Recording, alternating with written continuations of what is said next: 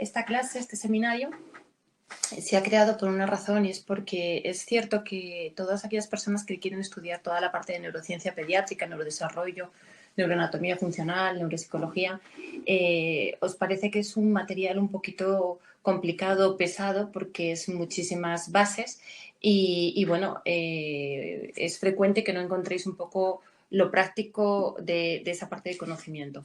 Entonces, la intención es esa, la intención no es que vayáis a aprender muchísimos conceptos, sino entender un poquito la importancia de por qué se tiene que estudiar la neuroanatomía funcional. Evidentemente yo voy a hablar desde el campo pediátrico, pero el campo pediátrico es más difícil que el campo de adultos porque el pediátrico siempre vas a trabajar con un desarrollo, un cerebro en desarrollo. Lo que quiere decir que no va a ser, entre comillas, tan fácil como el de un adulto que es un cerebro formado, que en el momento que tenga una lesión, pues las secuelas van a ser más evidentes y más fáciles de detectar. En el niño no, y eso es lo que vamos a ver. Aquí no consiste en que los máster que estéis en las partes y módulos de neuroanatomía seáis unos expertos en toda la parte o en todas las secciones de la neuroanatomía. No tiene sentido, ¿vale? Entonces, vamos allá. Primero, ¿qué es? Realmente la neuropsicología lo que nosotros estudiamos son las manifestaciones cognitivas y conductuales de todos los trastornos neurológicos que se dan en pediatría. Entonces, ¿cuál es nuestro objetivo? Evidentemente, el objetivo de un estudio neurocognitivo en un niño con una enfermedad neurológica va a ser siempre el controlar y conocer bien el estado neurológico de los niños. Entonces, ¿qué le pasa a nosotros cuando vemos un cerebro? Nosotros normalmente, cuando veis un cerebro, cada especialidad lo verá de una manera o lo verá de otra. Cada uno podrá ver, según la especialidad, pues si es un neurocirujano, verá un poco más lo que es la estructura y un poco dónde están las áreas y claramente el foco al que tiene que operar. Nosotros, cuando os aconsejamos o cuando os metéis en un módulo y tenéis la parte de neuroanatomía funcional, ¿qué tenéis que valorar? Bueno, pues nosotros vemos realmente la función de ese cerebro. Entonces, muy bien, tienes la parte frontal, sabéis que tenemos la parte parietal, temporal, occipital y el cerebelo, como de una forma estructural a grandes rasgos. Entonces, nosotros en la parte frontal lo que no vamos a ver es lo que es el cerebro en sí, sino vemos cómo funciona y sabemos que el lóbulo frontal es el que nos va a ayudar a todo el razonamiento, a toda la planificación y todo lo que son las conductas superiores. De acuerdo. En el tema, por ejemplo, del lóbulo parietal, exactamente lo mismo. ¿Cuándo tenemos que ver nosotros un parietal? Un parietal lo que nos da, el significado que nos da es toda la parte sensitiva. Nosotros tenemos que saber que esa parte es la parte que controla más la parte sensorial del paciente. Si nos vamos a la parte temporal, ¿qué tenemos que saber? Pues lo que vamos a saber es que esa zona es donde realmente se forman lo que son todas las capacidades de memoria, de discriminación auditiva e incluso la atención y toda la parte emocional.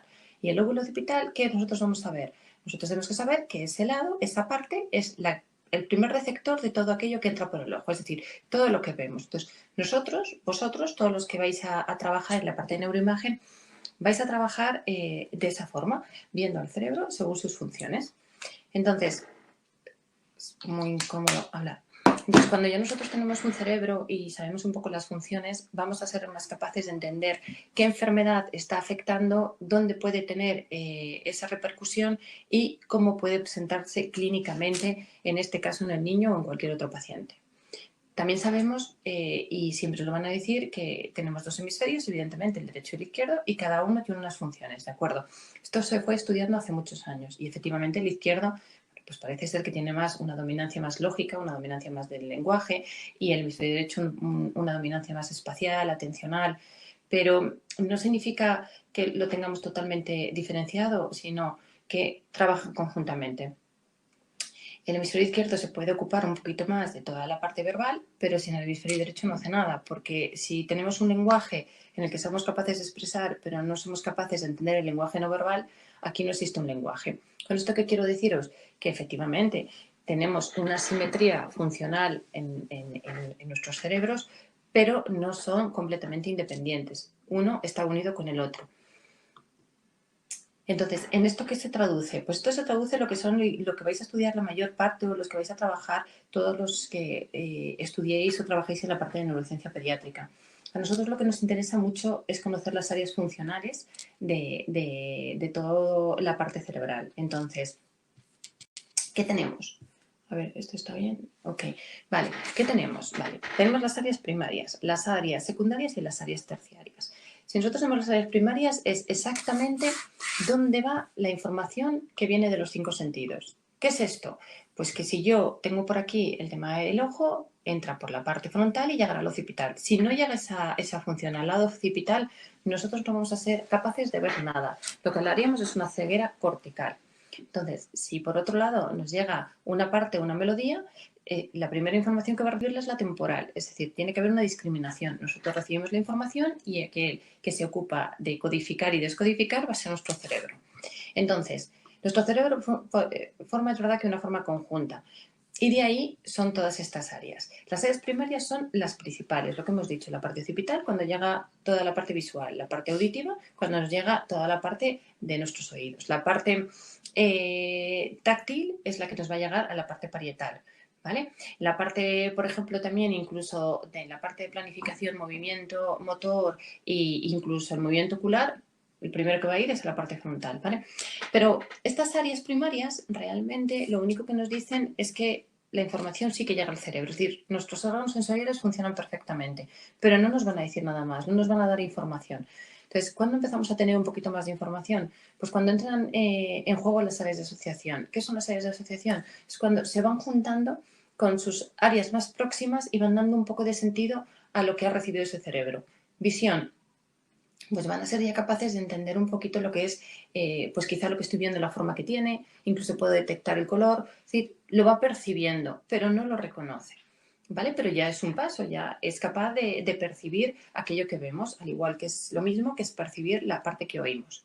Y luego ya estarían las áreas terciarias. Y las áreas terciarias son donde nosotros tenemos el mayor interés. ¿Por qué? Porque es cuando realmente nos permite reconocer todo aquello que ha entrado por las vías sensitivas, todos nuestros 5 sentidos. Entonces, estas áreas terciarias no funcionan solas, sino que se van uniendo con muchísimas partes del cerebro y es lo que da sentido. Y es donde nosotros donde vamos a investigar y donde vamos a estudiar tanto a nivel de neuroimagen como a nivel de neurocognitivo. Y aquí están, como veis, las partes rojas son las primarias. Si veis que están perfectamente situadas en cada uno de los lóbulos, es decir, todos tenemos una área representativa de cada uno de los lóbulos. Entonces tenemos la 17, la 1, 2, 3, 4, y esta es la parte que es la parte más temporal y es toda la auditiva. Entonces, todas estas, no hace falta que nos sepamos el número. De hecho, yo las que más me sé son estas partes, pero no hace falta que nos sepamos los números porque nosotros ahí no tenemos que funcionar, ¿vale? Eso tendría que ser el neurocirujano. Nosotros lo que tenemos que estudiar son lo que son las partes naranjas. ¿Por qué? Porque son las que nos unen toda la parte cerebral y son todas las que nosotros tenemos que descubrir el por qué en una de esas áreas no está llegando a la función correcta. Entonces, estas áreas terciarias que se llaman áreas de maduración, que se maduran de una forma más tardía porque todo ese cerebro tiene que desarrollarse, es nuestro foco de interés. Y ahora lo explico mejor. Entonces, para saber un poco cómo desarrollamos las áreas, tenemos pues las áreas primarias, lo que tenemos que saber es el tema de lateralización, porque siempre vais a escuchar que hablamos de lateralidad, diestra o zurda, o a lo mejor que tiene para unas cosas la diestra, por otras cosas zurda, porque esto es sumamente importante. Bueno, cuando nosotros nos vamos desarrollando, el cerebro de un niño, de un bebé, es totalmente simétrico, es decir, no tiene esa división. Funcionan simétricamente, no hay una diferencia.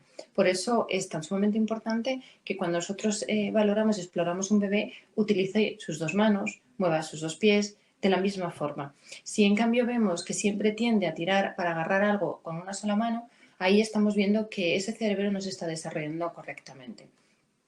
Si nosotros en este caso sabemos cómo evoluciona el cerebro en un paciente sano, vamos a saber perfectamente cómo vamos a ver lo que no es lo sano, es decir, lo que hay una alteración. Entonces, siempre tenemos que conocer lo sano para poder llegar y detectar lo que no es sano. Entonces, la lateralización nos da muchísima información. Cuando son pequeños, se utilizan una mano más que otra.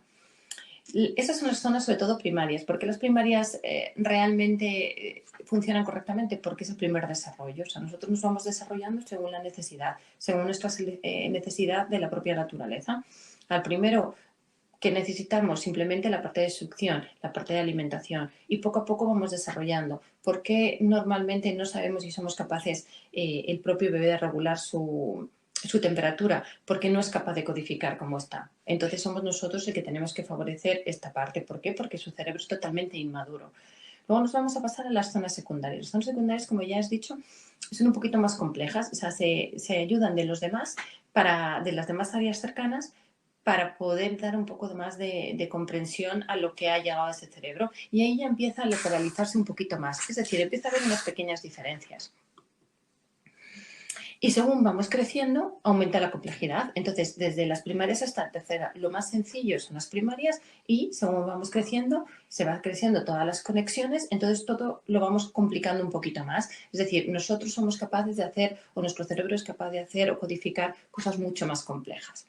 Entonces, como hemos dicho, en la infancia las estructuras primarias son determinantes. Cuando hablamos de infancia es sobre todo el primer año. Es determinante ¿por qué? Pues porque en el momento que hay algún problema en el que sabemos que su función no es la esperada, inmediatamente vamos a saber que en ese paciente hay que estudiar porque algo no funciona bien. ¿Cómo tenemos la manera nosotros de saber si un paciente va bien o no va bien cuando, por ejemplo, tiene menos de un año de edad? Ahí está la exploración.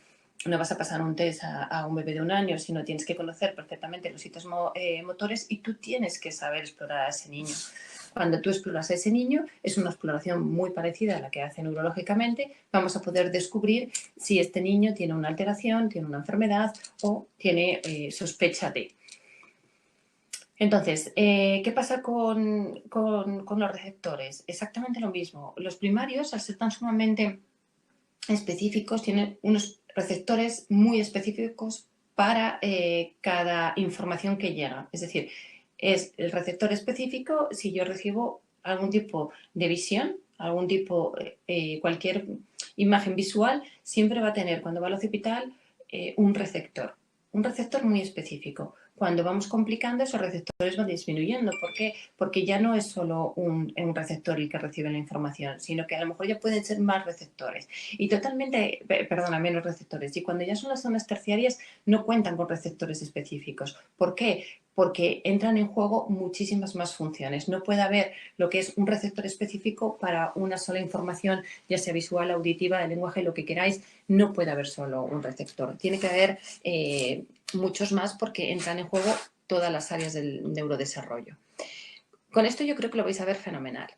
Por ejemplo, ¿cómo funcionan realmente estas áreas primarias? Todas las áreas cerebrales. Cuando yo tengo una área visual primaria que me funciona fenomenal, es decir, la información, mi ojo funciona muy bien y mi ojo pasa toda la información a la parte occipital, pasa por el geniculado va a la parte occipital, yo sí que voy a ver algo, pero no le voy a dar ningún tipo de sentido.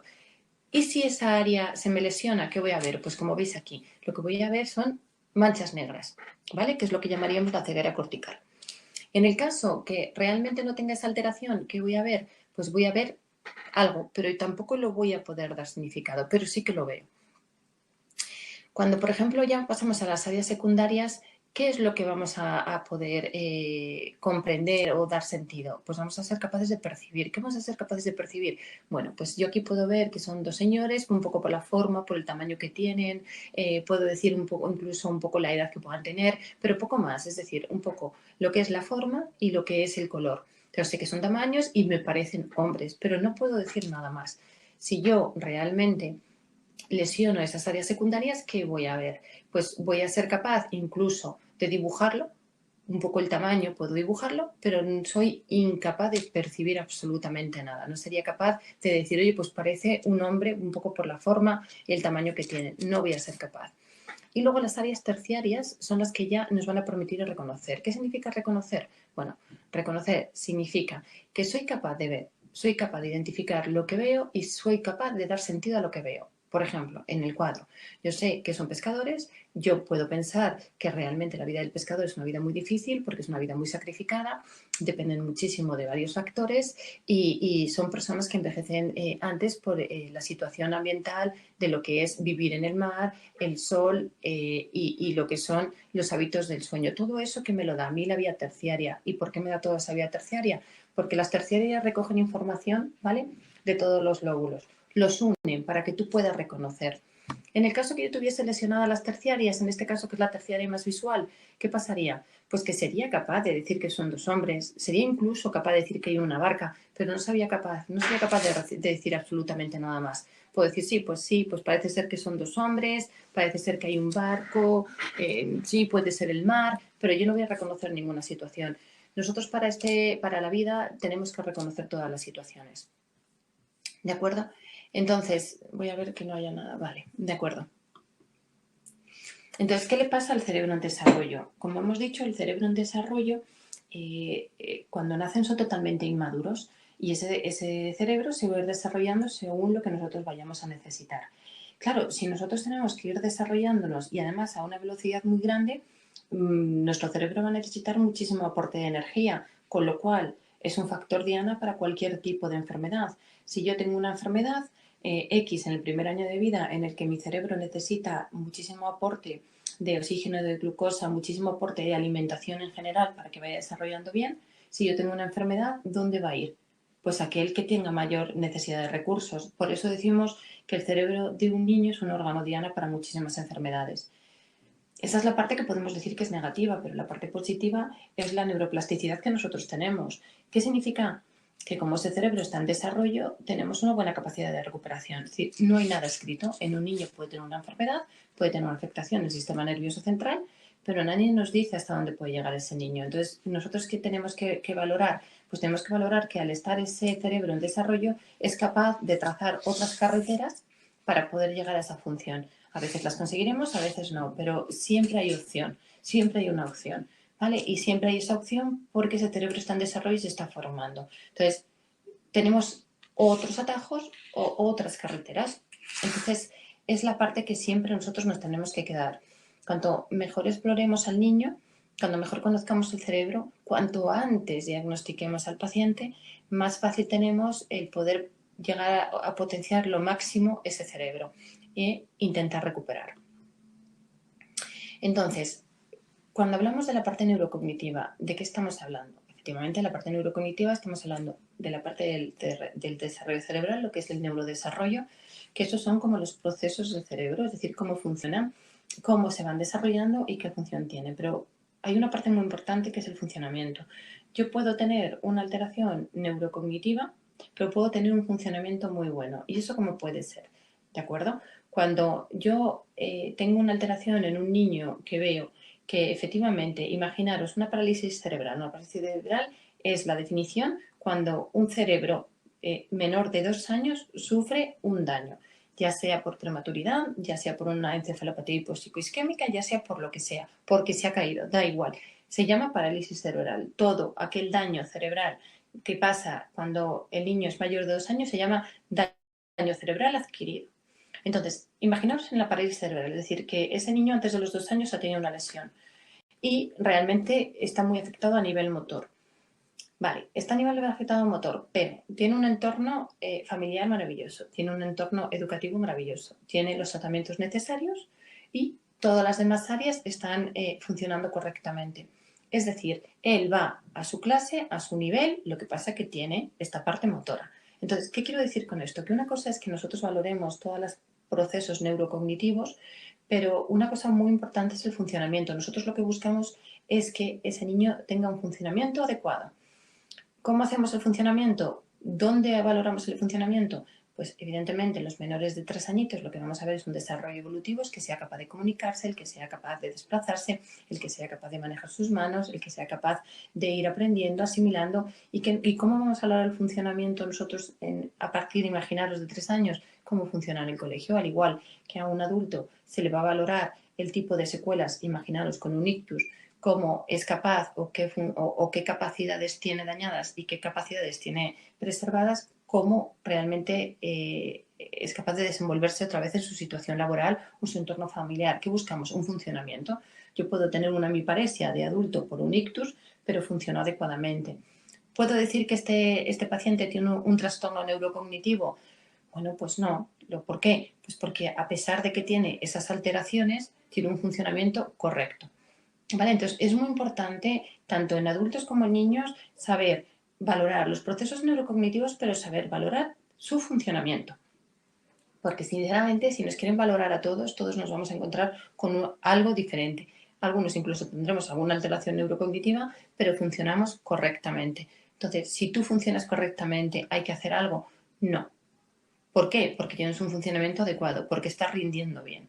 ¿Vale? Entonces, siempre hay que saber valorar la parte neurocognitiva y siempre hay que saber valorar el funcionamiento. Entonces, seguimos. ¿Cómo hacemos nosotros? Aquí no se ve, pero bueno, es la exploración neuropsicológica. ¿Cómo nosotros somos capaces o cómo es la neuropsicología en ámbito hospitalario?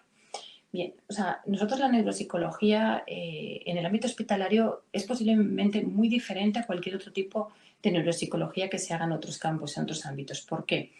Porque nosotros siempre vamos a ir trabajando detrás de una enfermedad. Normalmente siempre detrás de una enfermedad. ¿Diagnosticado o no? Es decir, podemos tener sospecha de una enfermedad o una enfermedad ya diagnosticada. ¿Qué significa? Que nosotros tendremos que coger una historia clínica. Una historia clínica, como todo el personal que va a hacer una valoración, una historia clínica. Pero nosotros aquí en esta historia clínica tendremos que valorar, aparte desde el nacimiento, cuándo se presentó esa enfermedad. ¿Vale? Intentar valorar esa enfermedad, en qué momento hubo una repercusión clínica.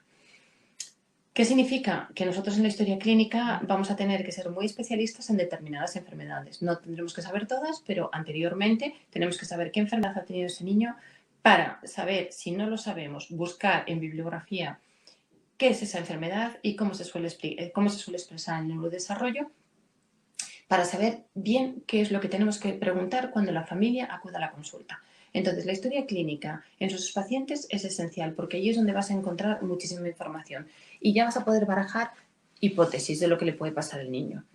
Posteriormente, tú, mientras estás haciendo la historia clínica, estás observando. Siempre, siempre. La observación es importantísima. Observamos cómo se mueve el niño, observamos cómo es capaz de explorar la consulta, observamos cómo se dirige a sus padres, observamos cómo se dirige a ti, observamos realmente cómo se mueve, cómo camina, cómo coge el objeto. Todo eso, mientras hacemos una historia clínica, tenemos que dejar que el niño esté en la consulta y nosotros vamos observando.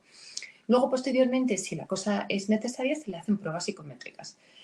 ¿Es importante hacer siempre pruebas psicométricas? No siempre. Y ahora eso lo vamos a ver luego. Las pruebas psicométricas es una herramienta que tenéis que utilizar para confirmar una primera hipótesis, es decir, para confirmar o no, o todo lo contrario, rechazar vuestras hipótesis.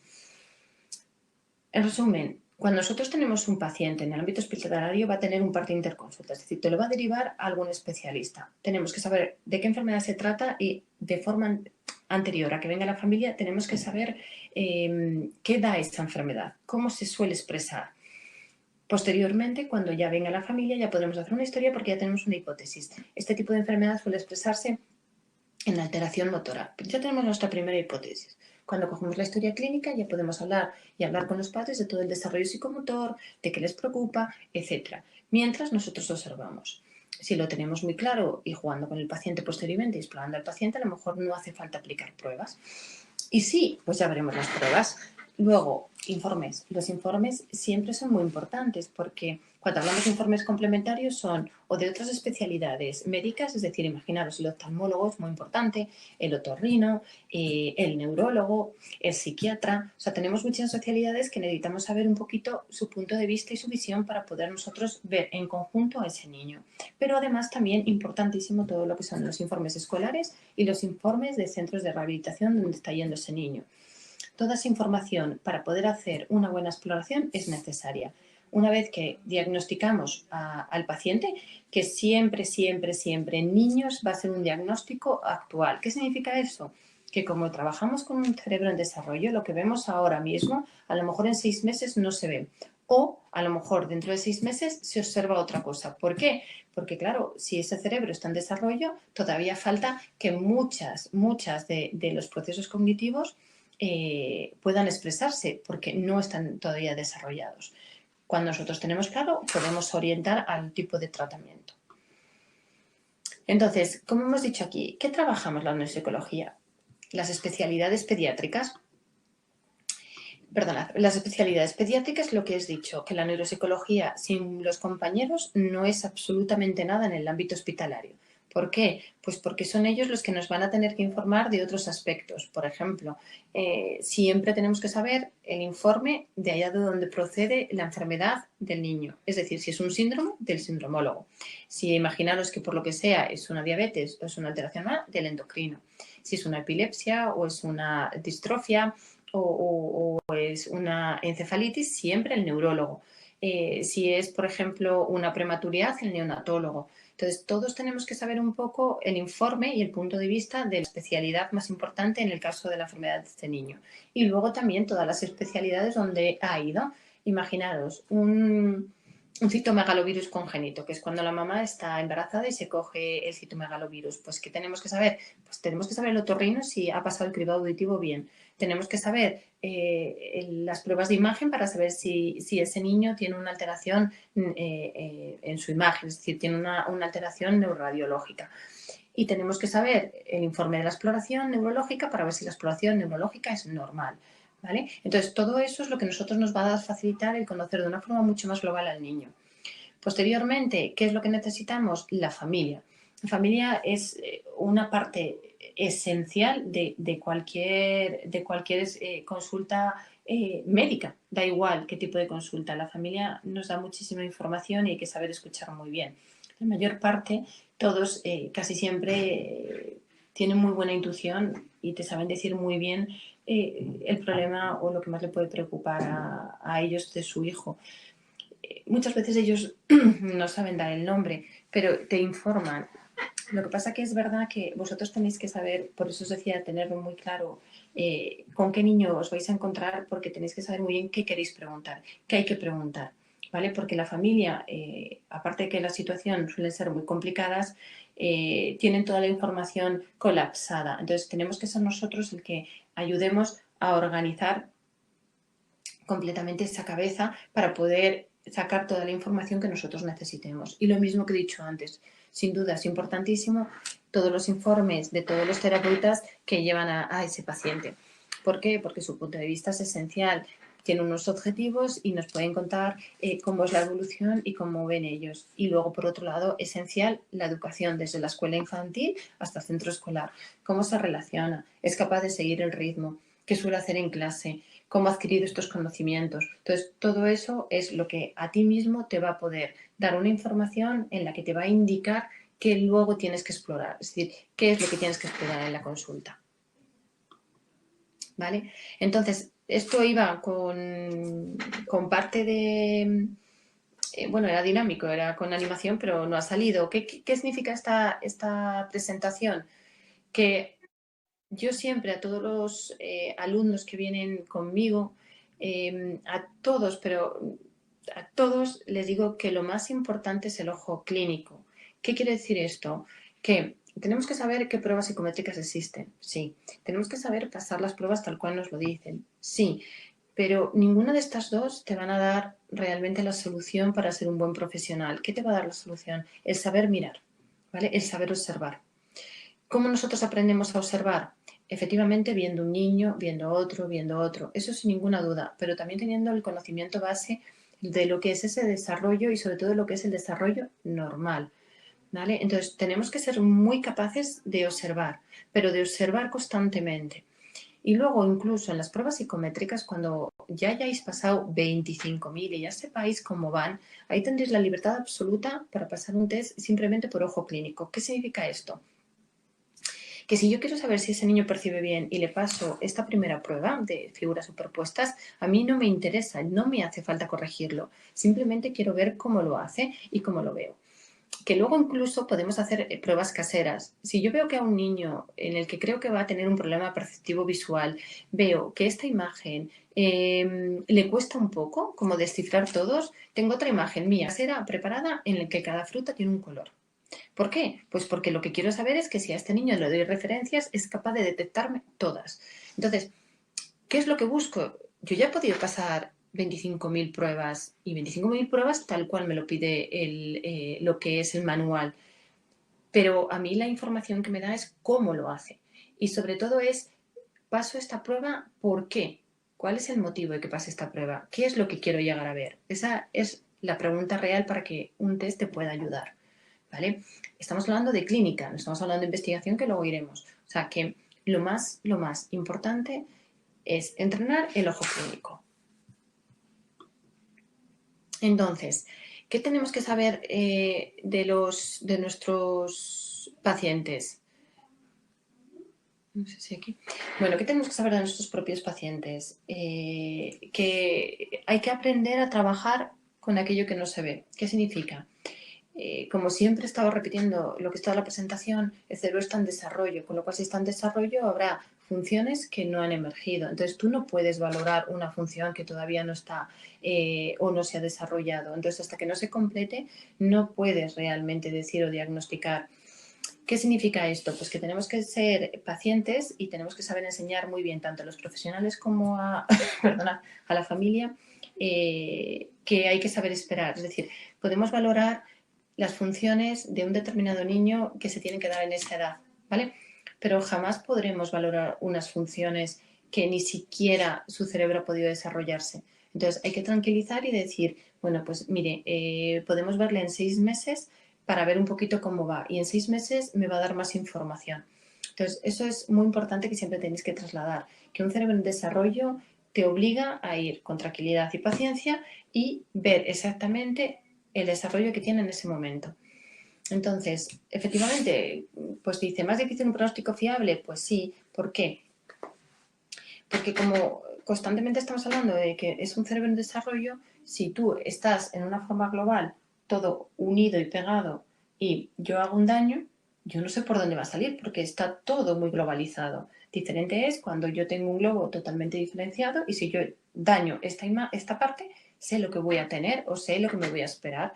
Pero cuando es un cerebro totalmente en desarrollo, en el que totalmente ahí todo está funcionando, evidentemente si yo tengo una lesión, no lo sé, ni siquiera sé el pronóstico que puede tener. Entonces, por eso también es sumamente importante que tenemos que trabajar con esa incertidumbre, con un pronóstico que no sabemos muy bien si va a ser fiable o no.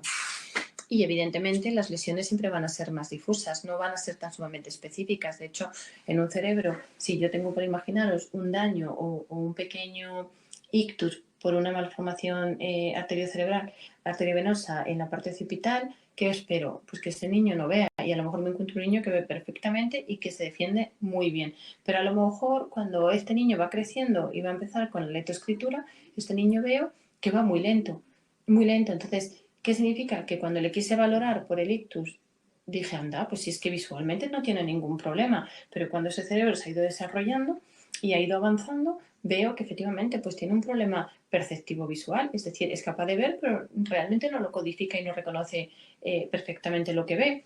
Eso se traduce a lo mejor en que por eso está tardando tanto en la lectoescritura. Entonces, ¿cómo son? Las alteraciones son muchísimo más globales, no son específicas.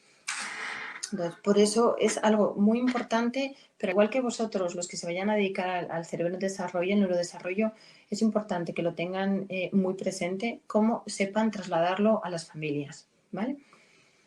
Entonces, ¿cuáles son un poco las alteraciones más comunes que podemos encontrar en los niños? Vale, pues el trastorno de coordinación y movimiento, trastornos atencionales, trastornos visocognitivos o trastornos ejecutivos. Me diréis, aquí falta la memoria. Ok, la memoria es un proceso tan sumamente elaborado que normalmente en los niños la memoria suele estar alterada, pero no por un problema népsico. ¿Por qué? Pues porque un niño hasta que desarrolle todo el potencial népsico tiene que estar muy avanzado, pero si que tienen un problema atencional o si tienen un problema visocognitivo o si tienen un problema incluso de impulsividad, de planificación, lo que se va a trasladar es que ese niño no memoriza, pero no memoriza porque tenga un daño en sus procesos népsicos, sino porque a lo mejor tiene un problema en daño atencional. ¿Cómo lo vamos a ver eso? Con lo mismo que la parte cognitiva global. Cuando hay muchísima controversia cuando hablamos de inteligencia. Funcionamiento cognitivo global, inteligencia, factor G, capacidad mental, que eso, bueno, pues a veces ha desaparecido. ¿Qué significa esto? ¿Existe realmente la inteligencia? O como ahora hay un poco el debate de existen múltiples inteligencias. Y os voy a contar desde mi parte, desde mi punto de vista, desde el lado profesional, del tiempo que llevo trabajando. El funcionamiento cognitivo, llamémoslo inteligencia, para mí sí que existe, ¿vale? Y para mí es muy importante. ¿Por qué?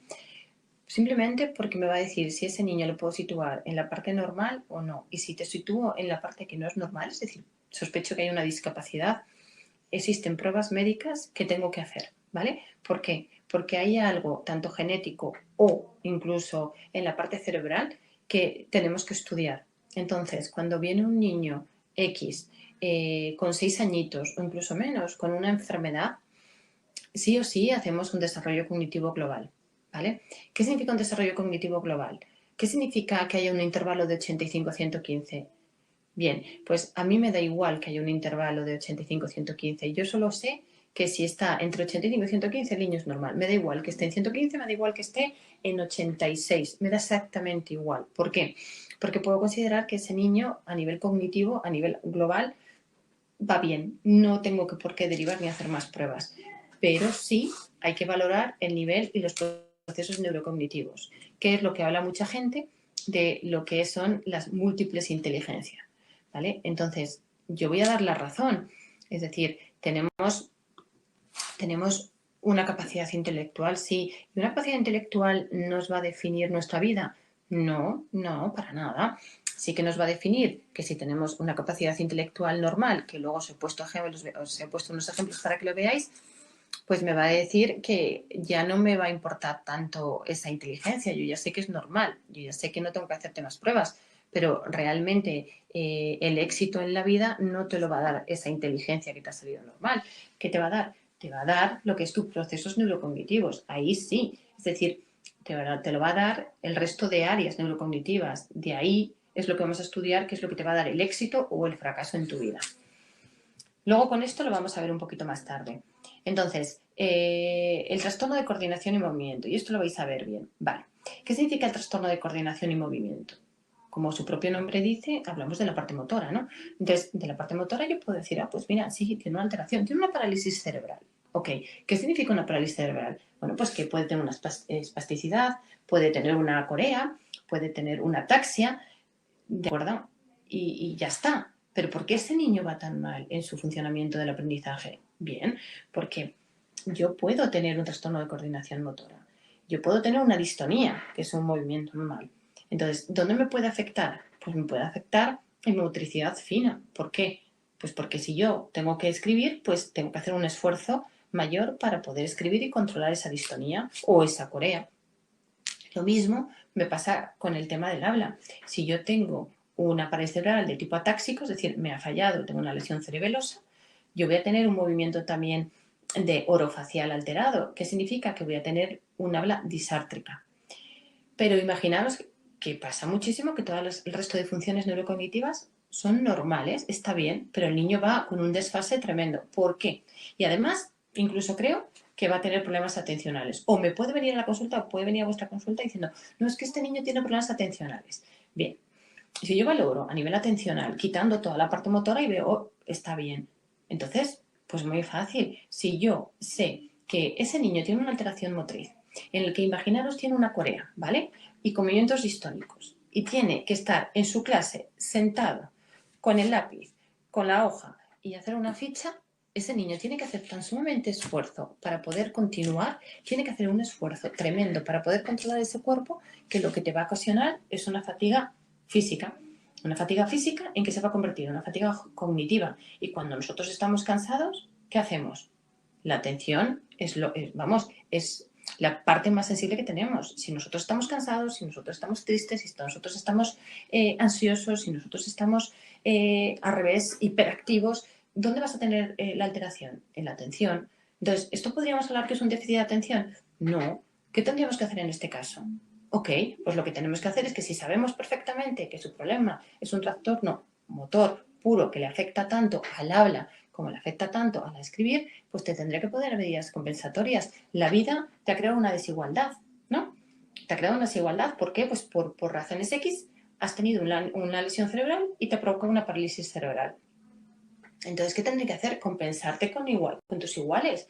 Yo no puedo pedirte exactamente lo mismo que a tus iguales. Yo a lo mejor te tendré que ir directamente al grano, o a lo mejor te tendré que dejar un ordenador, o a lo mejor te tendré que desarrollar una parte del habla utilizando otro medio. ¿Por qué? Porque lo que no puedo hacer es que esa lesión que te afecta de una manera motriz te impida el resto y además te hagan unos diagnósticos erróneos porque creen que todo se habla de un problema atencional cuando no lo es. Entonces, si yo voy a tratar un problema atencional, nunca voy a acertar porque eso no es tu problema de base.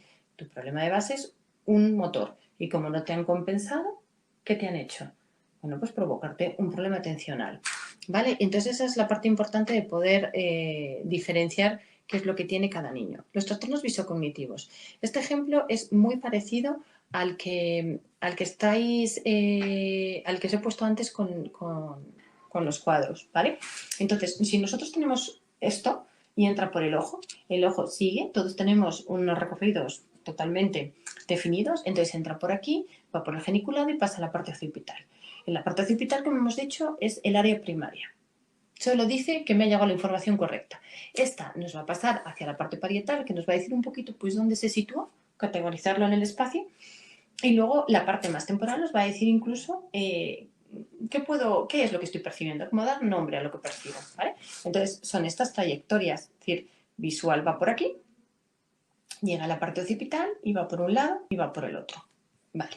Entonces, ¿qué significa realmente esto? ¿Vale? Pues como hemos dicho antes, que cuando nos entra bien la visión, nos llega a la parte occipital, vemos, pero no damos sentido. Ya la secundaria me dice un poco pues, el color, el tamaño, la forma, y ya la vía terciaria es la que me va a permitir reconocer. ¿Qué significa reconocer? Pues que cuando yo vea esta foto voy a saber que es un perro, que es un golden, y que los golden suelen ser muy grandes y suelen ser cariñosos y no peligrosos. Toda esa información me la ha dado mi cerebro porque funciona bien. Pero ¿qué pasa en aquellos niños que no perciben bien? ¿Y qué pasa en aquellos niños que no son capaces de percibir bien el espacio o aquellos niños que no son capaces de percibir bien lo que ven y darle un nombre? Pues son los niños que van a tener alteraciones visocognitivas. ¿Qué significan los problemas visocognitivos? Pues pueden expresarse de diferentes formas. Cuando nosotros tenemos dificultad, imaginaros sobre todo en la parte vía de hacia arriba, la parte más vía occipitoparietal, evidentemente voy a tener muchas dificultades propioceptivas y muchas dificultades a nivel espacial. Entonces, pensar vosotros en los niños qué es lo más abstracto, lo más espacial, lo más temporal que pueden tener, las letras y los números, ¿no? Entonces, en el caso imaginaros de las letras, un niño le va a costar muchísimo identificar una C, ¿vale? Y darle sentido o darle un nombre. Y le va a costar muchísimo identificar que es una A. Pero más le va a costar muchísimo porque lo va por separado, le va a costar muchísimo identificar todos estos símbolos y darle un sentido. ¿Qué le va a poder pasar a este niño? Pues que finalmente va a tener un trastorno en la lectoescritura. ¿Te puede pasar lo mismo con los números? Exactamente con lo mismo con los números. Si yo veo un 4, realmente para mí un 4 ¿qué significa? No significa nada, o sea, es un símbolo, yo tengo que identificarlo y darlo. Entonces, hay muchos niños que tienen problemas a nivel perceptivo espacial, incluso hay otros niños que no tienen problema perceptivo espacial, pero un 4, un símbolo, es algo tan sumamente abstracto que ningún niño, que es muy difícil identificar. Por eso es tan sumamente importante que los niños manipulen, que los niños entiendan, que los niños no vayan al símbolo primero, sino que vayan al símbolo de, anda, si tengo 3 bolis y mamá me da otro más, pues mira, voy a tener 4. Y luego de ahí eso va al símbolo. No, el símbolo primero y luego lo que significa. ¿Por qué? Porque aparte que es más difícil para todos, cualquier otro niño que tenga dificultades en percibir el símbolo, es decir, porque el símbolo daros cuenta que es algo abstracto, imaginaros que os pongo ahora a trabajar todos en chino, es un símbolo, entonces cuesta muchísimo identificarlo. Entonces, estos que van a tener, pues pueden dar lo que es el trastorno de aprendizaje, que es una dislexia, que es un problema de discalculia. ¿Qué significa realmente la dislexia? Ok, mira, si yo la dislexia, en este caso, que todo el mundo dice la dislexia, ¿qué es la dislexia? Cuando hablamos, la dislexia no significa otra cosa que es un problema de la lectoescritura. Realmente ese es lo que define.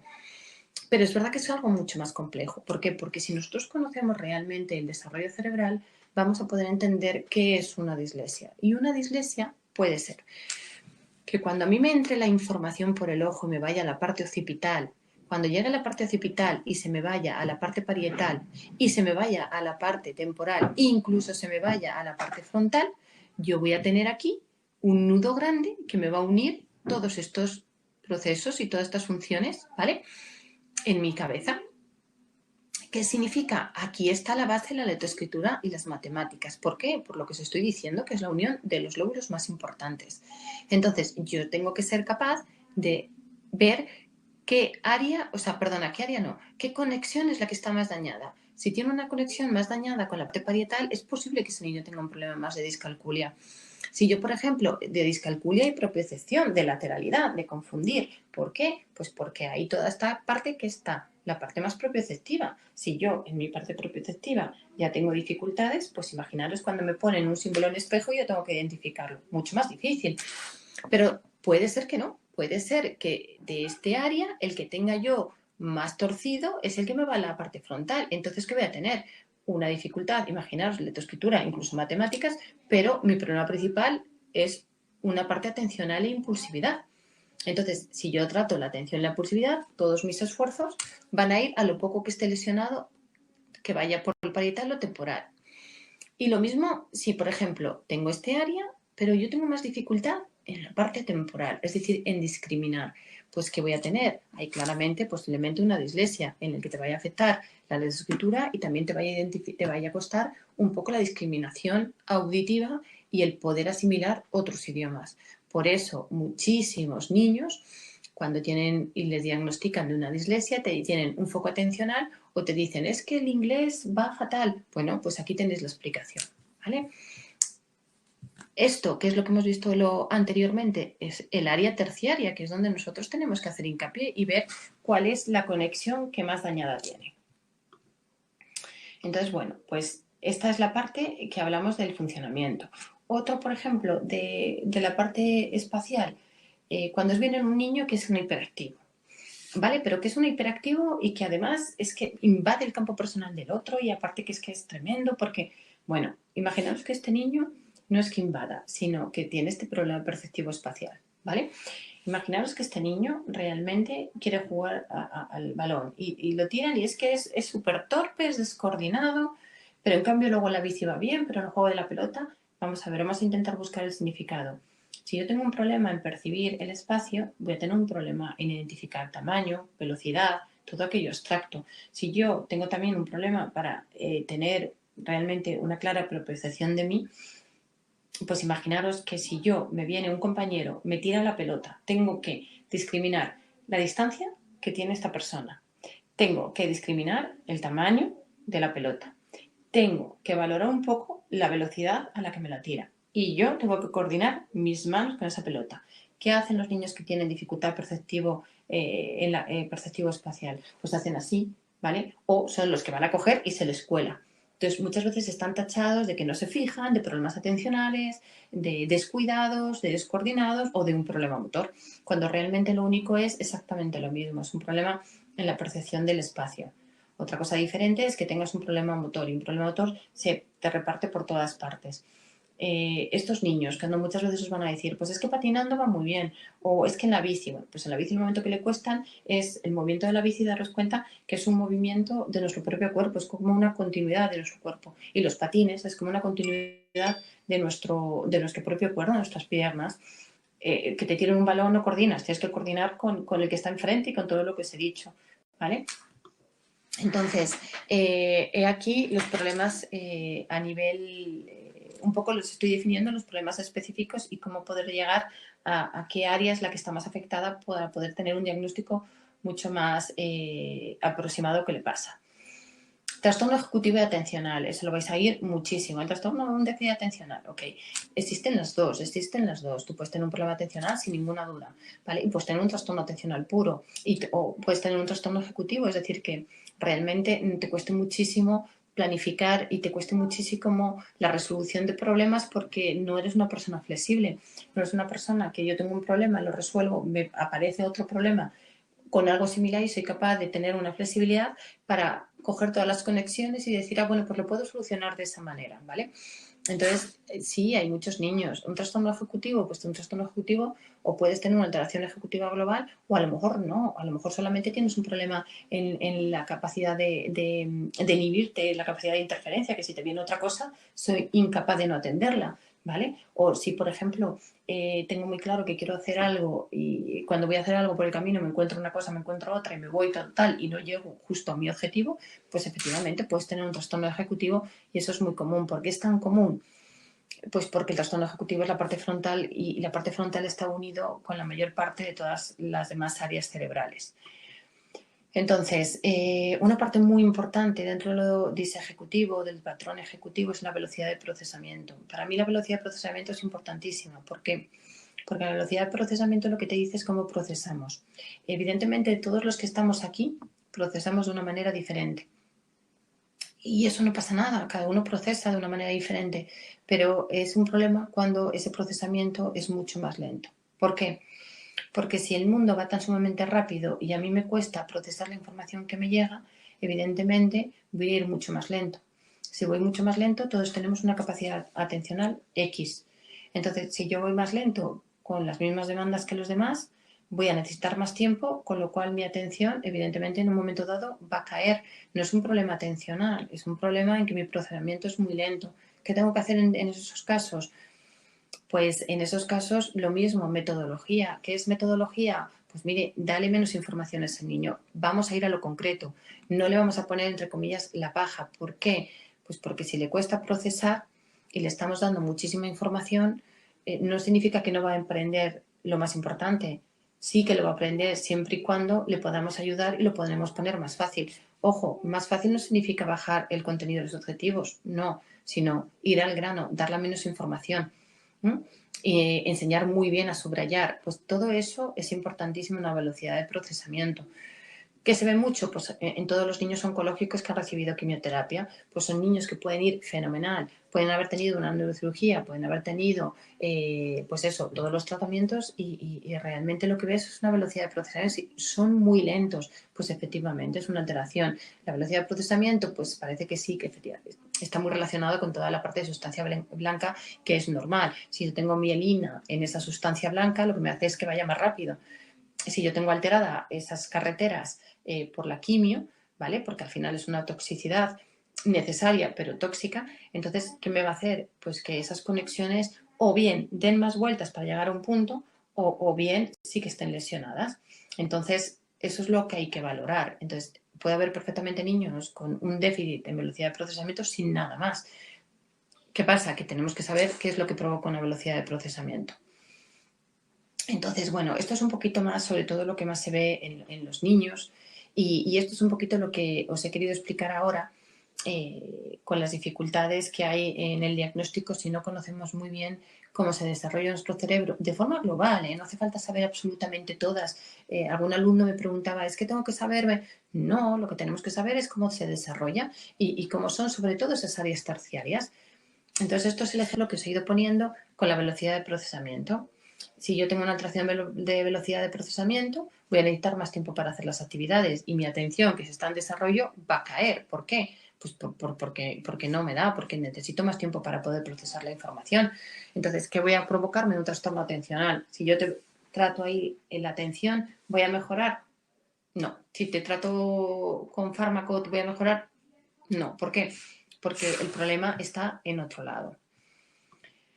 Lo mismo pasa con el trastorno de coordinación motora, ¿vale? Entonces, un trastorno de coordinación motora que me puede crear, pues que yo tengo que hacer un sobreesfuerzo para poder seguir el ritmo de los demás. Y eso me va a crear un cansancio físico y mental. ¿Qué va a pasar? Que voy a tener un trastorno atencional, o sea, me va a dificultar, mi atención va a estar muy disminuida. ¿Voy a tener un trastorno? ¿Es un trastorno, un déficit de atención? No. ¿Me voy a tratar la atención y me va a mejorar? No. ¿Me van a dar un fármaco para la atención y me va a mejorar? No, porque tu problema principal no es lo atencional, es un trastorno de coordinación motora. ¿Qué significa? Que nosotros ahí tenemos que realmente ver qué es lo más importante o cuál es el trastorno principal o el que más daño está haciendo. Entonces ahí todos los tratamientos funcionarán. Esto es un poco, es que no se ve, pero lo tenía, a ver si me deja, no. Bueno, esto realmente era aquí se ve un niño con un cociente intelectual de 85, ¿vale? Y un niño con un cociente intelectual de 107 y aquí abajo había un niño con una inteligencia de 115. Todos están en lo normal. Tengo uno de 85, tengo uno de 107 en el medio justo y tengo uno de 115 alto. Pero el de 107 tiene un problema atencional, se dispersa con todo, ¿vale? Es inatento y no está diagnosticado.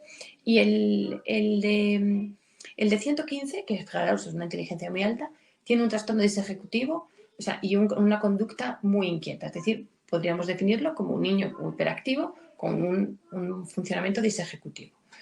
Y ninguno de ellos están bien diagnosticados. Pero en cambio, el que tiene una inteligencia CI 85, es decir, está en el límite, o sea, se considera normal, pero está en el límite, tiene un perfil homogéneo, con muy buen entorno familiar y un buen entorno escolar. Con su perfil homogéneo, ¿quién es el que va a tener más éxito en esta vida? Evidentemente, en Portal es su desarrollo neurocognitivo. Y este ejemplo creo que se visualiza muy bien.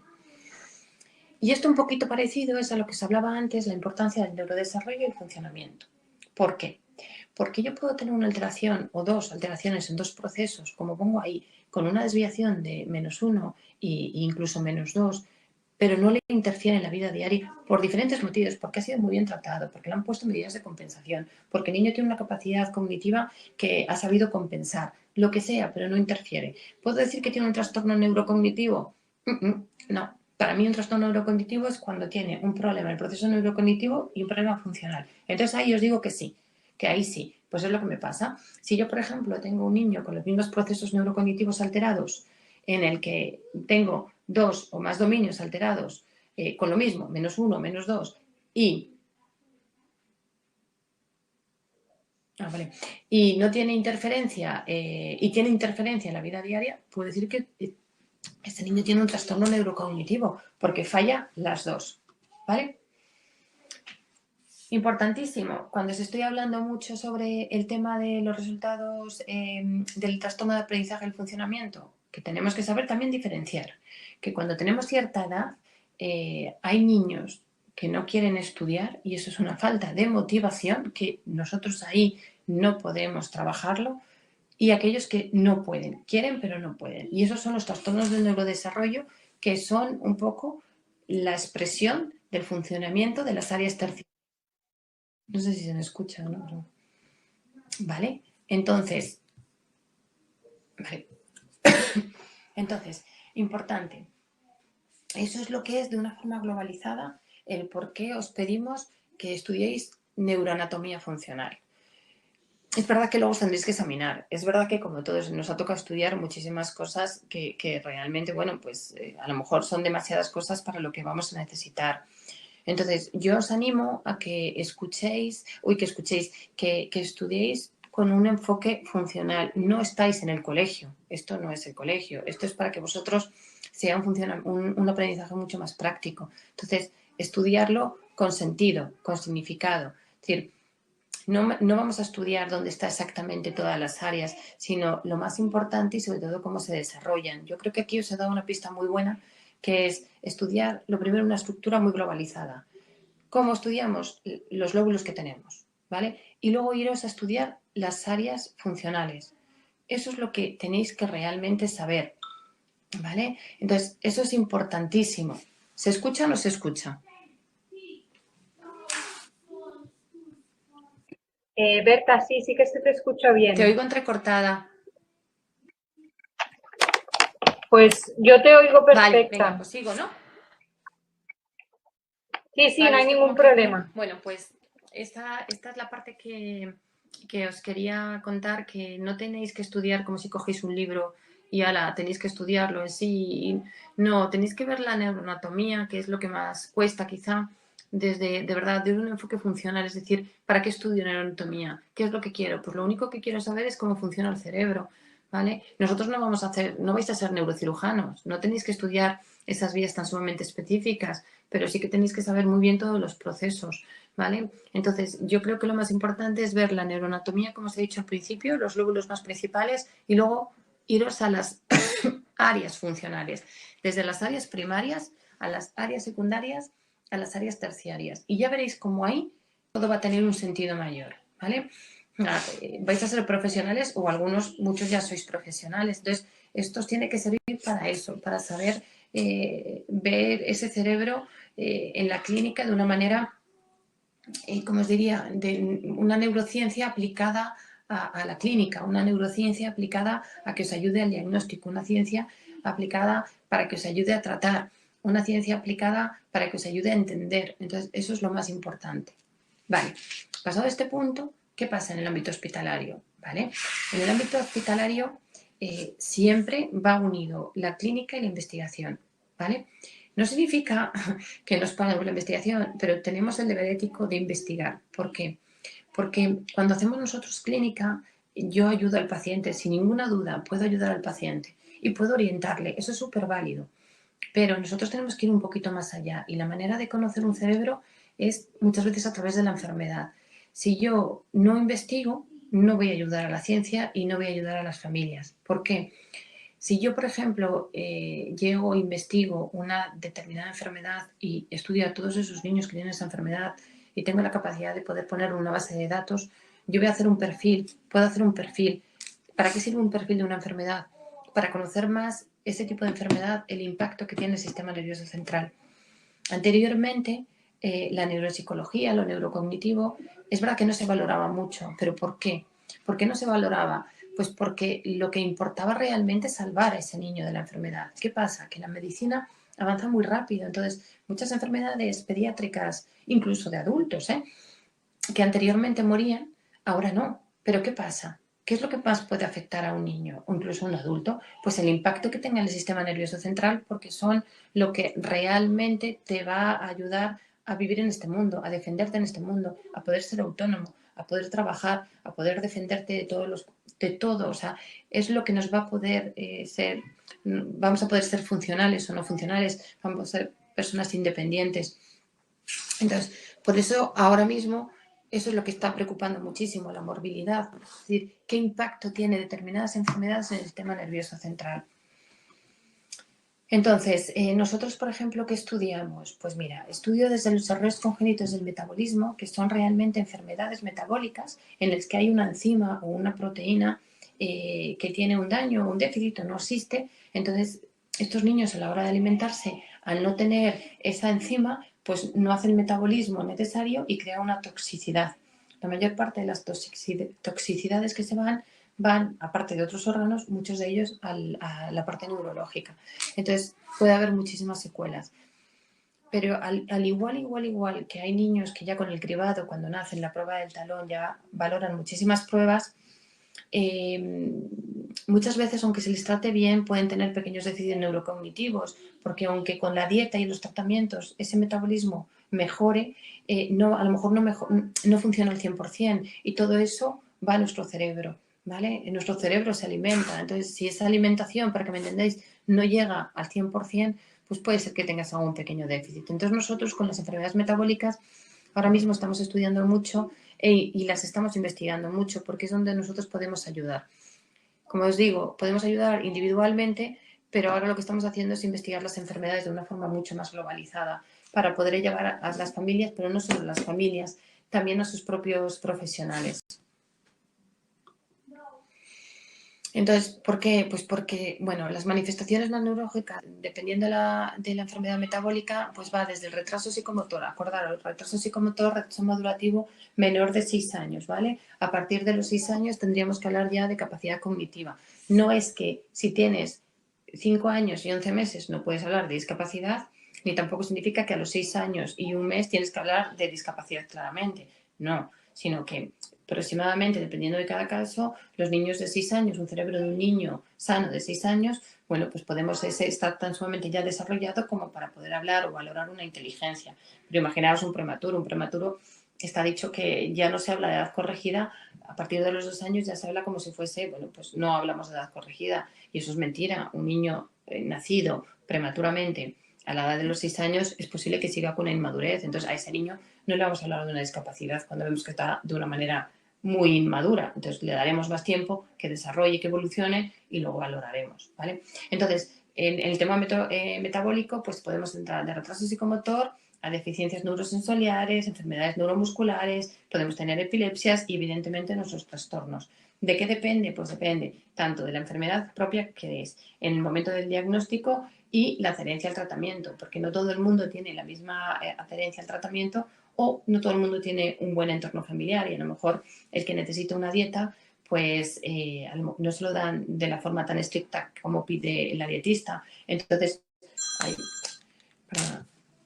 entonces, ¿eso qué significa? Que si yo no sigo la dieta en sí y mis niveles, cuando me va a hacer la prueba de ver un poco cómo están los niveles a nivel de mi propia enfermedad, no está bien, pues muchas veces nosotros ayudamos para ver si clínicamente eso ha tenido una afectación. E incluso si nosotros seguimos las enfermedades metabólicas, imaginaros que detectamos en alguno de los niños un cambio en su clínica, en su desarrollo, pues ahí tenemos que investigar qué ha pasado. O puede ser que lo ha tenido, pero muchas veces sí que coincide que los niveles salen mal. Entonces, todo eso, como hemos podido saber, pues a la vez de valorando, a la vez de tener la precaución de cada vez que vemos un paciente, meterlo en una base de datos y cada X tiempo hacer como cortes, ¿vale?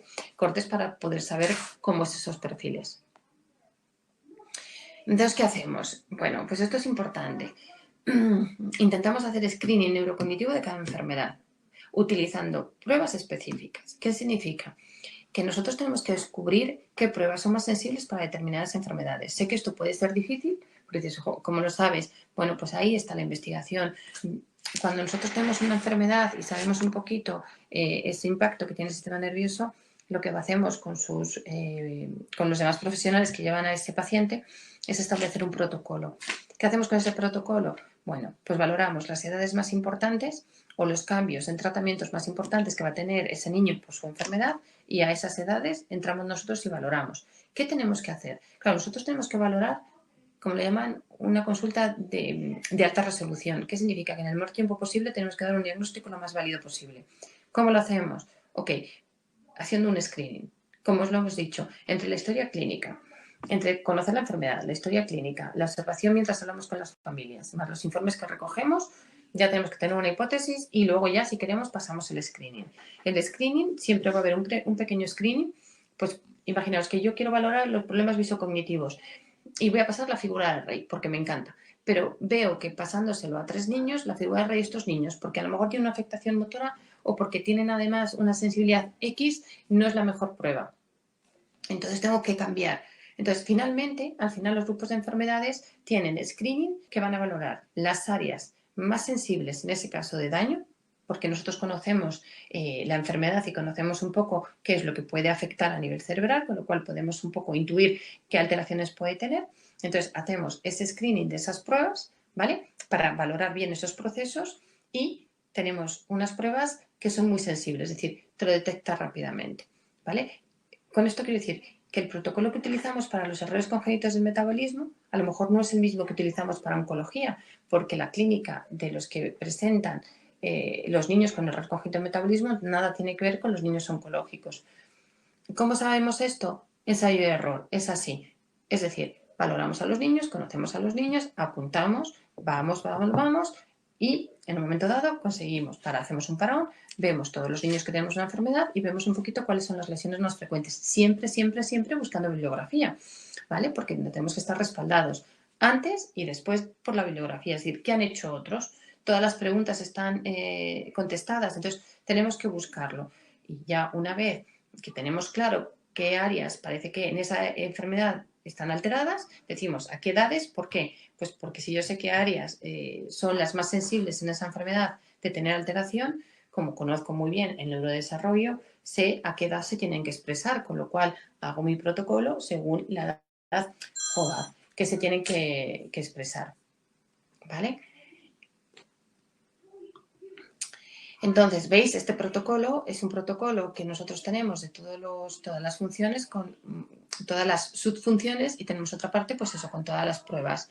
Esto no significa que utilicemos, sino que sabemos todas las funciones que queremos valorar y todas las pruebas con las que podemos contar. Entonces, si podemos contar con esas pruebas, nosotros ya ahí vamos manejando según qué es más sensible o qué no, según el niño, la edad, la enfermedad o lo que queremos estudiar. ¿Vale? Bueno, pues esto fue uno de los... Hicimos al final porque nos pidieron, nosotros trabajamos muchísimo con las familias porque son esenciales, y todo esto son todas las alteraciones que nosotros vimos al principio cuando cogimos todas las enfermedades metabólicas, hicimos un repaso. Como veréis, son muchísimas las alteraciones que estos niños tienen y no en todos se expresan de la misma forma. ¿Vale? Entonces, lo que digo aquí, que en este caso no existía un perfil único para cada una de las enfermedades, pero cuando ya coges de una forma más globalizada, ya, aunque sean enfermedades raras y vas uniendo, ya vas conociendo un poquito cuáles son las alteraciones.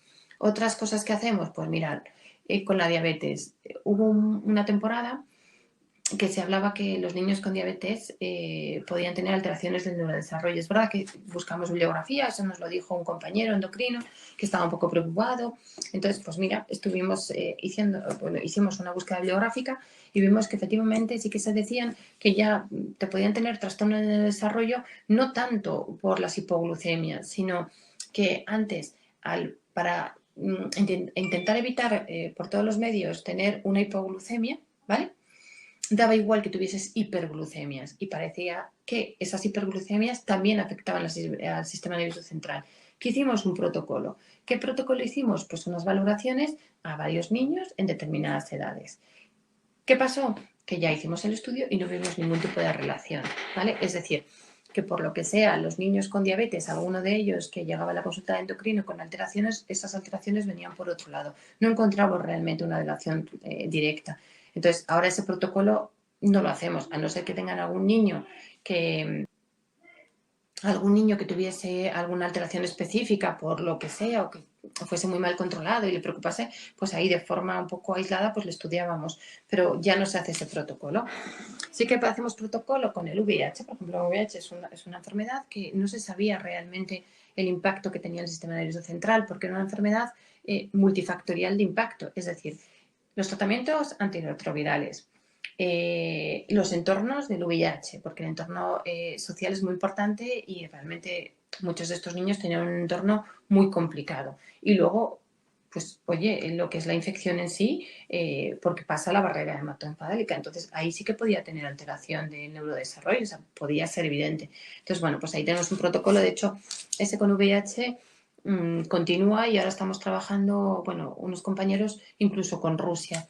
Se ha sabido mucho y gracias a esa parte, a investigar. Y ahora estamos con el citomegalovirus congénito, pues porque parece sí que efectivamente pueden tener esas alteraciones y también pues hemos tenido que hacer un protocolo específico. Hemos hecho un protocolo nacional en el que hemos valorado a muchos niños, ya hemos buscado bibliografía, hemos estado valorando entre todos y ya se hace un protocolo específico, ¿vale? E incluso este protocolo, que parece que sí que funciona, ahora se está utilizando a nivel europeo. En neonatología, pues el programa de seguimiento de prematuros. Antes a todos los prematuros se les seguía a los 2, a los 4 y a los 7. ¿Por qué? Porque no se conocía un poco las alteraciones. ¿Qué hacemos ahora? Pues ya después de tanto valorar prematuros, ya sabemos que hay ciertas edades que ya no compensan. Entonces, hemos ido modificando ese programa de seguimiento porque ya hemos podido ver que a lo mejor a una edad en la que siempre valorábamos no era útil y era mejor, más útil otra edad porque encontrábamos más fácilmente las alteraciones y podíamos intervenir antes. Otro ejemplo, por ejemplo, con neurocirugía. En neurocirugía hubo mucho problema con los niños con plagiocefalia, que tienen toda esta parte abollada, o un lado, o el otro, o incluso todo, que normalmente es postural. Entonces decían que si esas deformidades posturales tenían una afectación en el sistema nervioso central, es decir, ese cerebro no dejaban desarrollarse bien. Bueno, pues podía ser, con lo cual hicimos un estudio de 30 pacientes y vimos que efectivamente no, que sí que coincidían, que eran niños muy tranquilitos, que no cambiaban mucho de postura y que al final tenían esa deformidad, pero no tuvieron ningún tipo de repercusión a nivel neurocognitivo, digamos, del neurodesarrollo. Y luego, con neurología, imaginaros la cantidad de trastornos que hay. Y aquí pues hay muchos que sí que hacemos estudios y protocolos y otros ya no. Es decir, otros es que nos los derivan y los vamos valorando. ¿Por qué? Por ejemplo, la epilepsia. Pues la epilepsia valoramos el momento que se ha diagnosticado y el momento también que puede haber tratamientos o cambios de medicación. No más, porque si un niño epiléptico con un tratamiento que va bien, sin crisis, realmente le podemos seguir de una forma anual, tampoco es necesario. Pero si ese niño aumentan las crisis o hay un cambio de medicación o incluso se elimina medicación, sí que valoramos, pues porque eso es una repercusión también directa, para bien o para mal, pero es una repercusión directa en su sistema central, nervioso central. ¿Qué más? Neuroradiología, pues neuroradiología, al final, que nosotros que estudiamos? Nos estudiamos un poco cómo funciona clínicamente ese cerebro, pero claro, es un poco la visión de todo el funcionamiento de microestructuras del cerebro.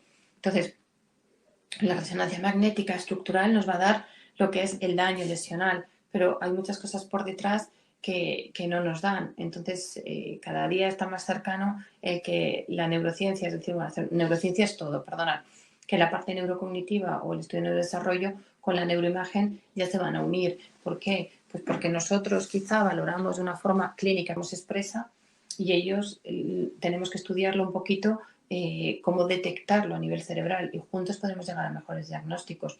Lo que pasa es que todos los avances de neuroimagen ahora mismo todavía están más en investigación más que en clínica, pero DTI, que es la tractografía, que son los tractos de sustancia blanca, pues eso en un futuro pero muy cercano, pues va a tener muchísima repercusión, al igual que el volumen cerebral. Una cosa es que tú no te encuentres una lesión, pero a lo mejor tienes un volumen menor en ciertas áreas, con lo cual eso también va a tener en un futuro muy cercano muchísima relevancia en la clínica del paciente. Entonces, al final nos vamos uniendo, pues porque es la manera de estudiar todos el cerebro de una forma mucho más multidisciplinar y mucho más global. Oftalmología, pues lo que hemos estudiado mucho, que se ha puesto el ejemplo, es con la disfunción visual. Pues oftalmología se estaba dando cuenta que realmente los niños, sobre todo prematuros, a nivel visual, el ojo funcionaba muy bien, pero estaban todo el rato con problemas lectoescritores, matemáticos, problemas de aprendizaje, y ahí pues estuvimos estudiando. Cuando me vinieron a ver a mí para decirme, oye, Berta, esto es que no sé qué pasa, etcétera, pues había una explicación y nos pusimos todos a estudiar, es decir, y de ahí descubrimos todo lo que son todas las alteraciones visocognitivas y luego también su relación con el ojo, o sea, muchas más cosas que es lo que tenemos que ir haciendo, estar constantemente estudiando, constantemente evolucionando y constantemente estar abierto a cambios. Oncología, pues los tumores del sistema nervioso central, pero ahora mismo también estamos estudiando las leucemias. ¿Por qué? Porque las leucemias tienen un tratamiento de quimioterapia y la quimioterapia hoy por hoy es el tratamiento que existe. Entonces, de acuerdo, puede curar, pero por otro lado ya sabemos que es un poco tóxico. Entonces, si es tóxico, hay veces que sí que tiene una afectación neurológica.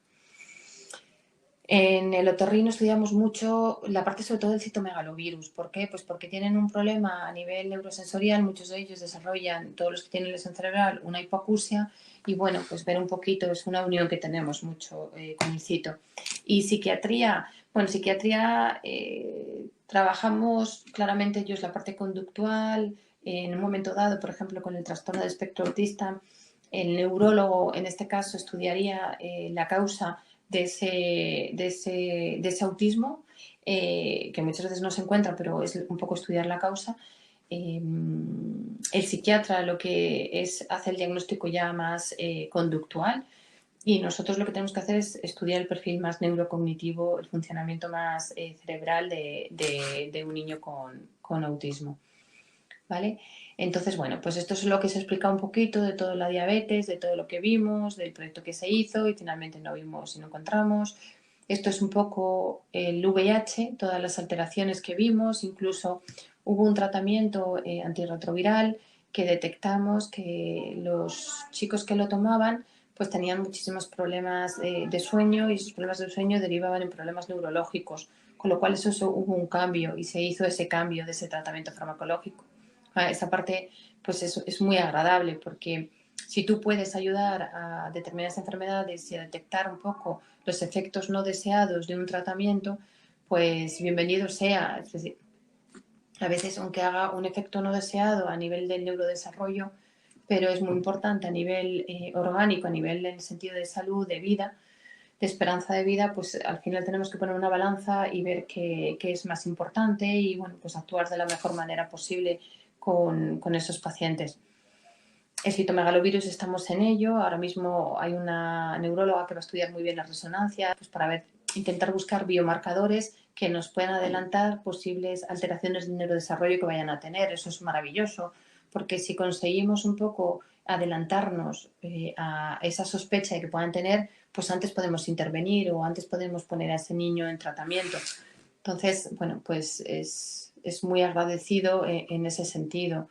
Neurocirugía, bueno, pues toda esta parte es lo que os contaba, pues los tumores, muchas veces cuando viene un tumor nuevo va a cargo de neurocirugía porque son los que van a operar, entonces nos avisan, pero muchas veces no podemos hacer un estudio basal porque el niño ya viene con síntomas, por eso se le ha detectado el tumor. Entonces ahí nos avisan por si podemos hacer una basal para luego después de la neurocirugía comprobar que no ha habido ningún tipo de secuela, porque al final operan, metes mano en el cerebro y nunca sabes qué va a pasar. Entonces, bueno, pues hay veces que sí lo conseguimos porque el estado del niño lo permite, pero la mayor parte de veces no lo conseguimos. También los quistes adenoideos, que son como incluso son variantes de la normalidad que nosotros hemos encontrado bueno, que nosotros no, perdonad, que se ha encontrado porque al niño por cefalea se le hace una resonancia de un quiste, bueno, pues hoy por hoy sabemos que estos quistes hay que seguirlos, pero que parece que no tienen repercusión clínica. Y esto que pongo de la deformidad craneal, pues está un poco en relación con lo que, bueno, no, en relación no, es lo que os he contado de las plagiocefalias posturales. En tumores del sistema nervioso central, es un poquito lo que os he dicho, pues que valoramos tanto el propio tumor, dónde se localiza, la cirugía, si recibe radios, si recibe quimio, dependiendo de todo eso, pues actuamos de una manera o actuamos de otra forma. No quita que tú cuando tengas un protocolo para mejorar o conocer muy bien a ese niño, si tú detectas alteraciones, evidentemente vas a hacer un seguimiento según las necesidades del niño, no por protocolo. A lo mejor imaginaros que tenemos que valorar a estos niños al año del tratamiento, a los 2, a los 3, a los 4, a los 5, pero el primer año ya encontramos alteraciones. Entonces a ese niño, aunque le hagamos una valoración a los 2 años del tratamiento, entre el primero y el segundo le vamos a seguir viendo. ¿Por qué? Pues porque hemos detectado que tienen alteraciones. No sé.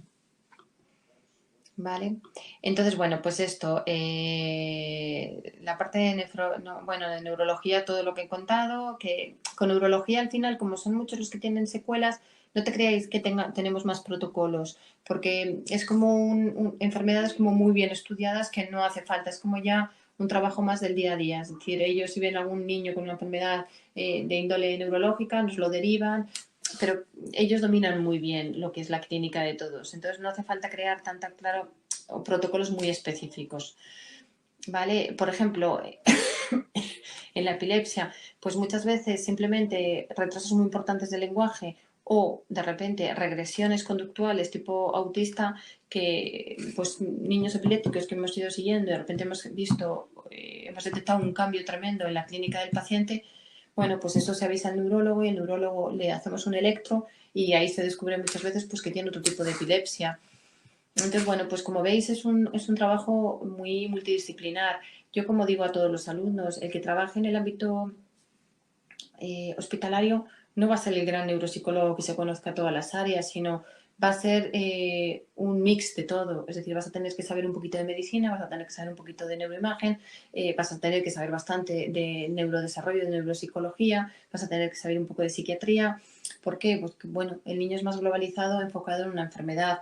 Nosotros nunca vamos a desglosar la atención en 25 funciones atencionales porque a nosotros no nos hace falta. En cambio, si yo trabajase como rehabilitadora, necesitaría, porque yo tendría que ver qué objetivos. Entonces, sí que tengo que hacer un desglose y tengo que saber todo el tipo de atención que tiene este niño para poder trabajarle bien. Nosotros, en ese caso, no. Por eso no hacemos mucho abuso de test psicométricos y hablamos mucho de historia clínica y hablamos mucho de la observación y hablamos mucho luego de hacer unos test psicométricos de una manera mucho más cualitativa. Diferente es si queremos hacer un estudio, que un estudio de investigación ya sabéis que tiene que tener todo un protocolo.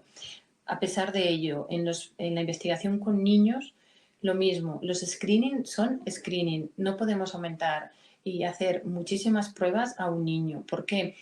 Porque no puede venir 2 veces al hospital, son niños que están agotados de venir al hospital, porque tiene que ser algo agradable. Si queremos valorar realmente qué alteraciones neurocognitivas, no podemos agotar al niño, porque tampoco nos va a hacer falta. Entonces, es muy importante siempre tener claro que tenemos que hacer screening neurocognitivos. No hace falta 25.000 pruebas para llegar a un diagnóstico. ¿Vale? Entonces, la visual del prematuro es lo que os contaba. Mira, esto es importante para que veáis un poco la unión de todos. Es que en el prematuro sí que vimos que muchísimos de ellos tienen una retinopatía de la prematuridad, que es un daño orgánico del ojo. ¿Vale? Y estos niños tienen un tratamiento con láser. Entonces hemos podido ver que ya estos niños que tienen daño aferente porque entrada en el ojo, luego también tienen daño eferente. Y hemos podido relacionar un poquito las células. Entonces, con los niños que han tenido una retinopatía de la prematuridad, se les hace un protocolo diferente a aquellos que reciben láser o aquellos que no reciben láser. Con lo mismo, aquellos que no han tenido retinopatía de la prematuridad. Entonces, eso nos ha puesto un trabajo conjunto muy bonito entre los oftalmólogos y nosotros y la neuroradióloga, porque ha sido la forma de entender por qué los prematuros podían tener tanta alteración en la leptoescritura en el razonamiento matemático, incluso en la atención. Entonces, es muy agradable cuando puedes trabajar de una manera muy globalizada a un niño. Entonces, esto es lo que os decía un poquito, que las primarias tenemos que ver, nosotros vamos, las secundarias que ya van por la parte parietal y ventral, y esto lo hemos estudiado. Las áreas visuales recorren 3 veces el cerebro. Entonces, en el momento que tengo una lesión, evidentemente te da un problema. Por eso, las alteraciones más comunes en los niños son las dificultades en la lectoescritura y las matemáticas, porque es una percepción, una codificación muy importante del cerebro de todo lo que vemos.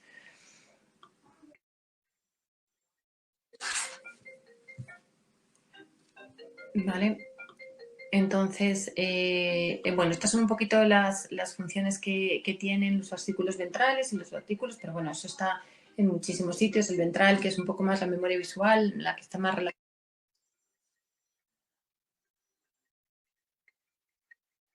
Estoy en una clase.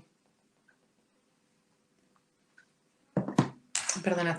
¿Vale? Entonces, cuando nosotros hablamos de un fascículo ventral, que vosotros leéis los fascículos o las conexiones del cerebro y diréis, oh, qué horror, pues mira, esto tiene el sentido, que el fascículo ventral, que va, el que une la parte occipital con la parte temporal, pues si lo ves, es que va uniendo sus áreas y las va uniendo con la parte auditiva, con la parte de la memoria, es decir, es como una conexión de todas las palabras que nosotros vamos memorizando y vamos captando, ¿vale? Entonces, al final todo tiene un sentido y si estudiáis tiene que ser un estudio con sentido para que esto realmente os sirva. Entonces, los fascículos, que a lo mejor a alguien le puede resultar un poco más aburrido, los fascículos de sustancia blanca, Dios mío, bueno, pues sí que tiene muchísimo sentido y sobre todo en la clínica de cualquier paciente, sea adulto como sea de niño. Entonces, siempre hay que buscar cuando un poco os atasquéis o cuando no sepáis o os aburrís, simplemente en internet,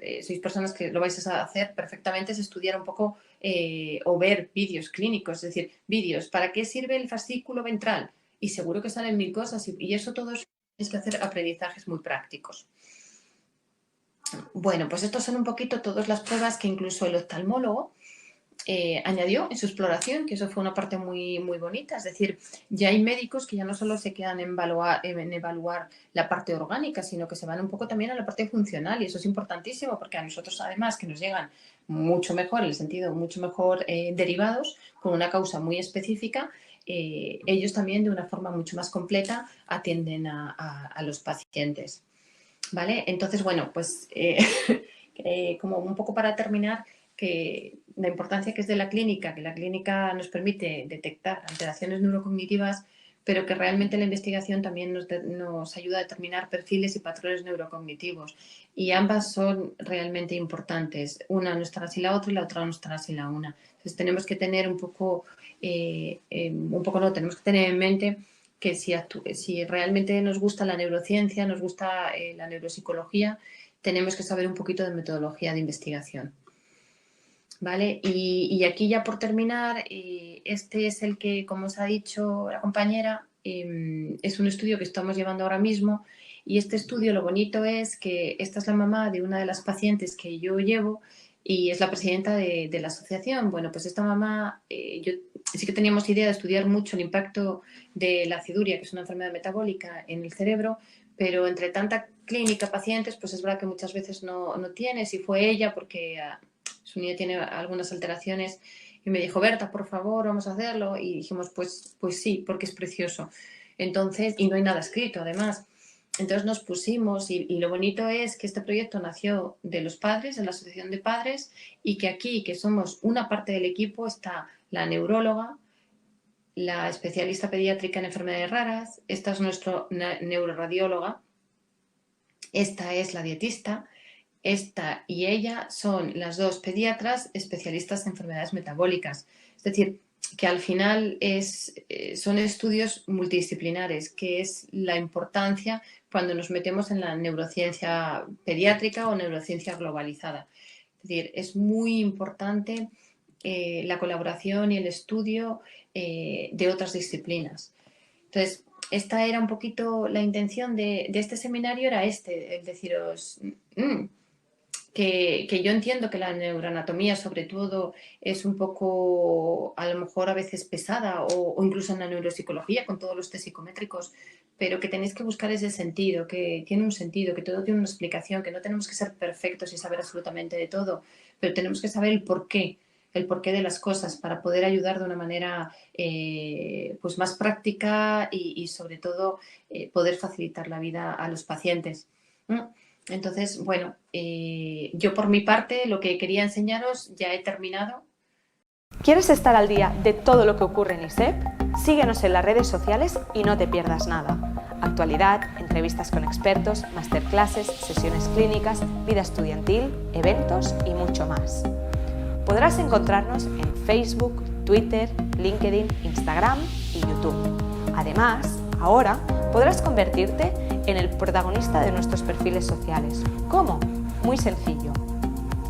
Cuéntanos cómo está siendo tu experiencia en ISEP, muéstranos cómo es tu día a día o comparte las fotos de tus mejores momentos.